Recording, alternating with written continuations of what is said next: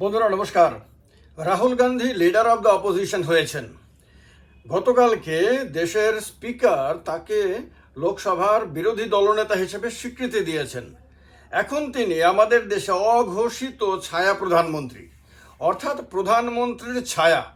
মানে এখন থেকে তিনি প্রধানমন্ত্রীর সঙ্গে সঙ্গে থাকবেন, ফিজিক্যালি না, কিন্তু মানে তিনি প্রধানমন্ত্রী প্রত্যেকটি কাজের সমীক্ষা করবেন, প্রত্যেকটা কাজের ত্রুটি খুঁজে বের করবেন, সেই ত্রুটি সারাইয়ের রাস্তা খুঁজে বের করবেন, সেই সম্বন্ধে পাবলিকের সামনে সেই সমস্ত কিছু তুলে ধরবেন, সরকারের আলোচনা সমালোচনা সমস্ত কিছু করবেন, সরকারের কাজকর্ম সঠিক রাস্তাতে হচ্ছে কিনা, সরকারের নীতি জনগণের স্বার্থে হচ্ছে কিনা, না জনবিরোধী কোনো নীতি সরকার গ্রহণ করছে, এই সমস্ত কিছু প্রতিনিয়ত সমীক্ষা করার কাজটা আমাদের দেশে বিরোধী দলনেতার।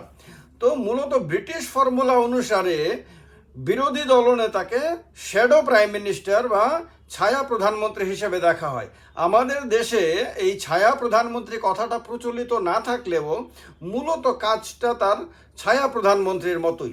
তার একটা বড় কারণ হলো যে যিনি আপনার লোকসভার বিরোধী দলনেতা হন, তিনি প্রধান বিরোধী দলের সবচেয়ে বড় নেতা এক্ষেত্রে, এবং তার উপরে গুরুত্বপূর্ণ দায়িত্ব অর্পণ করা হয়।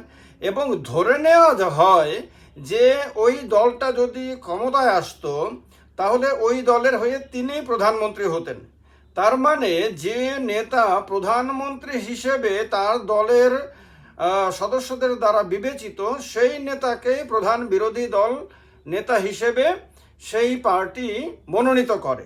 তো সুতরাং আজকে যিনি লিডার অব দ্য অপোজিশন হয়েছেন রাহুল গান্ধী, তাকে ধরে নেওয়া হবে স্বাভাবিকভাবেই যে যদি এই সরকার পড়ে যায়, অর্থাৎ এনডিএর সরকার পড়ে যায় মাঝপথে, তাহলে ইন্ডিয়া জোটের সরকার হবে, এবং ইন্ডিয়া জোটের সরকার হলে সেক্ষেত্রে লিডার অব দ্য অপোজিশন হিসেবে রাহুল গান্ধী প্রধানমন্ত্রী হবেন। অর্থাৎ প্রধানমন্ত্রী ইন্ডিয়া জোট ক্ষমতায় এলে প্রধানমন্ত্রী কে হবেন এই নিয়ে যে বিতর্ক চলছিল, ধরে নেওয়া যায় অঘোষিতভাবে সেই বিতর্কের আপাতত অবসান হলো। কারণ এখন তিনি শুধু কংগ্রেস দলকেই যে লোকসভাতে নেতৃত্ব দেবেন তাই না, কিন্তু তিনি সমগ্র ইন্ডিয়া জোটকেও নেতৃত্ব দেবেন। সুতরাং তার উপরে দায়িত্ব অনেক বেশি। একদিকে তো সরকারের কাজের সমালোচনা করা, সরকারের নীতিতে কোনো ভুল ভ্রান্তি থাকলে সেটাকে খুঁজে বের করা এবং তার কারেকশনও মানুষের সামনে তুলে ধরা, এসব তো তার কাজ আছেই। সরকারের অর্থনৈতিক কোনো ধরনের অসঙ্গতি রয়েছে কিনা সেগুলো খুঁজে বের করা, সেগুলো তার কাজের মধ্যে পড়ে, সেগুলি তো তিনি করবেনই।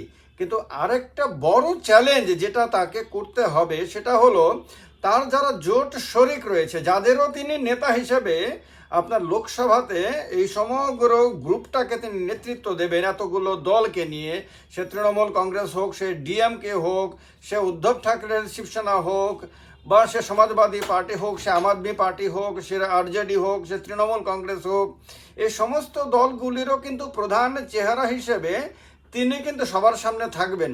সুতরাং এই সবগুলো দলকে একসাথে ধরে রাখা, তাদেরকে ঐক্যবদ্ধ রাখা, সেই দলগুলোর যে প্রধান নেতারা রয়েছেন, যাদের আলাদা আলাদা মত থাকতে পারে বিভিন্ন বিষয়ে, তাদের সঙ্গে যোগাযোগ রক্ষা করা, তাদের বিভিন্ন বিষয়ে তাদের যে মতামত সেগুলোকে সমীক্ষা করা, সেগুলো নিয়ে আলোচনা করা, তাদেরকে কনফিডেন্সে নেওয়া, এবং তাদের মধ্যে কেউ যাতে অসন্তুষ্ট না হয়, কেউ যাতে আপনার জোট ছেড়ে না যায়, বা কোনো বিষয়ে যখন ভোটাভুটি হবে তখন এনডিএর দিকটা প্রধানমন্ত্রী দেখবেন, প্রধানমন্ত্রী অন্য সহযোগী নেতারা দেখবেন, তেমনি কিন্তু ইন্ডিয়া জোটের সবগুলি ভোটে যাতে এই বিরোধী দলনেতা যে প্রস্তাবের বিরোধিতা করবেন সেই বিরোধিতার পক্ষে পড়ে, অথবা সমর্থন করবেন তার সমর্থনে পড়ে, অর্থাৎ সবগুলো যাতে এক জায়গাতেই যাতে পড়ে, সেটাকেও নিশ্চিত তাকেই করতে হবে। ফলে তার একটা বিরাট বড় রেসপন্সিবিলিটি এখন এসে গেল। এবং এই ক্ষেত্রে যেহেতু তিনি ধরে নেওয়া হচ্ছে যে তিনি ছায়া প্রধানমন্ত্রী, এবং আমাদের ব্রিটিশ সিস্টেমটাই মূলত আমাদের দেশে গণতান্ত্রিক ব্যবস্থাতে প্রভাব বিস্তার করেছে। যখন আমাদের সাংবিধানিক কাঠামো তৈরি হয় তখন মূলত ব্রিটিশ সাংবিধানিক ব্যবস্থাকেই বেশি গুরুত্ব দেওয়া হয়। তো সেহেতু আমাদের লিডার অফ দ্য অপোজিশনকে কিন্তু এখন এইটা সবসময় মাথায় রাখতে হবে যে কোনো মুহূর্তে বিরোধী দলের কারণেই হোক আর শাসক দলের নিজের অন্তর্কন্দলের কারণেই হোক আপনার সরকার পড়ে যেতে পারে। সরকারের স্থায়িত্ব কেউ কোনোদিন গ্যারান্টি দিয়ে বলতে পারে না, সংখ্যা যতই বেশি থাকুক না কেন। কোনো সময় তো দলের ভেতরেও বিদ্রোহ হতে পারে, সহযোগী দলগুলো বিদ্রোহ করতে পারে, আরও নানান ধরনের সিচুয়েশন তৈরি হতে পারে। সেই রকম অবস্থাতে যদি সরকার পড়ে যায়, সঙ্গে সঙ্গেই কিন্তু সরকার মানে তো শূন্য থাকবে না এই জায়গাটা। সেক্ষেত্রে রাষ্ট্রপতি তাকেই কিন্তু আহ্বান করতে পারেন প্রধানমন্ত্রী হিসেবে শপথ গ্রহণ করার জন্য। তখন তাকে এই অল্প সময়ের মধ্যে তাকে শপথ গ্রহণ করতে হবে, তাকে নিজস্ব ক্যাবিনেটও তৈরি করতে হবে, সবাইকে নিয়ে একটা ঐক্যমত তৈরি করে একটা কমন মিনিমাম আপনার প্রোগ্রামও তাকে তৈরি করতে হবে। এই সব কিছু তৈরি করে তাকে দেশ পরিচালনাও তাকে করতে হবে। অর্থাৎ এতদিন ধরে সরকারের সমালোচনা করে আসা, সরকারের ভুল ত্রুটির কথা মানুষের সামনে তুলে ধরে আসা, এই সরকার যে জনবিরোধী সে কথা বলে আসা ব্যক্তি এই মুহূর্তে যদি সরকার পড়ে যায়, তাহলে তাকে প্রধানমন্ত্রী হয়ে আবার সেই কাজগুলোই করতে হবে যে কাজগুলো সরকার হিসাবে, সরকারের প্রধানমন্ত্রী হিসাবে তাকে করতে হয়। তো সুতরাং সেই ক্ষেত্রে আবার তখন যারা বিরোধী হয়ে যাবে, এখন যারা সরকারে আছে তারা তখন বিরোধী হয়ে যাবে, তখন তারা কিন্তু তাকে প্রতিটা মুহূর্ত তাকে যন্ত্রণার মধ্যে রাখবে। তখন তারা আবার সেম কাজটা করবে যে এতদিন ধরে যে ব্যক্তি বা যে দল বা যে গোষ্ঠী আমাদের সমালোচনা করে এসেছে তারা এখন এই ভুলগুলি করছে। ফলে মানে ভুলের সমালোচনা করা তো একটা ব্যাপার, কিন্তু আবার সরকারে গিয়ে সরকার পরিচালনা করা আরেকটা ব্যাপার। তো এই কারণে এই সবগুলো দায়িত্ব এখন রাহুল গান্ধীর ওপরে এসে পড়েছে। আপনারা জানেন ইতিমধ্যে বিভিন্ন নিউজ আপনারা দেখেছেন যে লিডার অফ দ্য অপোজিশন মূলত ক্যাবিনেট মিনিস্টারের র্যাঙ্ক পান। তার সিভিল মানে সেন্ট্রাল সেক্রেটারিয়েটে তার অফিস হয় এবং তার সেন্ট্রাল গভর্নমেন্টের স্টাফও তাকে দেওয়া হয়, তার নিরাপত্তা ব্যবস্থা দেওয়া হয়, তার স্যালারি অনেক বেশি হয়ে যায়, সব কিছুই তাকে একজন ক্যাবিনেট মিনিস্টার যা যা পান সব কিছুই তাকে দেওয়া হয়। কিন্তু অন্য যত ক্যাবিনেট মিনিস্টার আছে গভর্নমেন্টের তারা তো সরকারের প্রতিনিধি, তিনি তো সরকারের প্রতিনিধি না, যদিও তার পদ সাংবিধানিক পদ, তার পদমর্যাদা বিরাট পদমর্যাদা, কিন্তু তবুও তিনি সরকারের না হয়েও, সরকারের ক্যাবিনেট মিনিস্টারের র্যাঙ্কের হয়েও তিনি কিন্তু মূলত তাকে কোনো ক্যাবিনেট মিনিস্টারের সমান হিসাবে কিন্তু পাবলিক দেখবে না।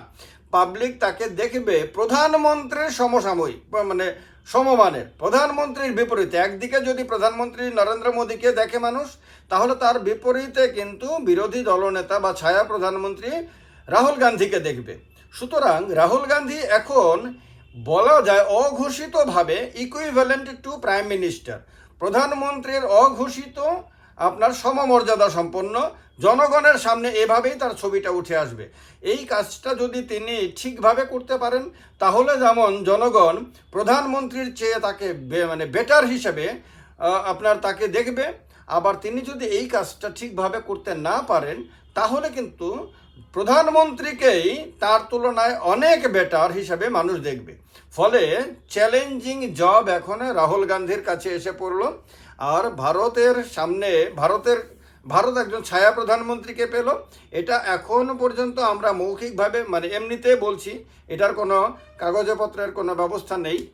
কিন্তু আগামী দিনে যত বেশি দিন এগোবে, সরকার এবং বিরোধী দল মুখোমুখি হবে, রাজনৈতিক বিভিন্ন বিষয়ে বিতর্ক হবে, তখন তার চেহারাটা আসলেই ছায়া প্রধানমন্ত্রীর কিনা তখন মানুষ অনেক নিশ্চিতভাবে বলতে পারবে। আপনাদের কি মনে হয় যে ছায়া প্রধানমন্ত্রীর দায়িত্ব রাহুল গান্ধী ঠিকভাবে পালন করতে পারবেন? আপনাদের কি মনে হয় রাহুল গান্ধী নরেন্দ্র মোদীকে প্রকৃত রূপে বিরোধী দলনেতা হিসেবে এবং ছায়া প্রধানমন্ত্রী হিসেবে সবচেয়ে কঠিন চ্যালেঞ্জ দিতে পারবেন? কমেন্ট বক্সে অবশ্যই কমেন্ট করে আপনাদের মতামত জানাবেন। ভালো লাগলে ভিডিওটি ম্যাক্সিমাম বন্ধুদের সঙ্গে শেয়ার করবেন, লাইক করবেন, কমেন্ট করবেন। নমস্কার সবাইকে, জয় হিন্দ।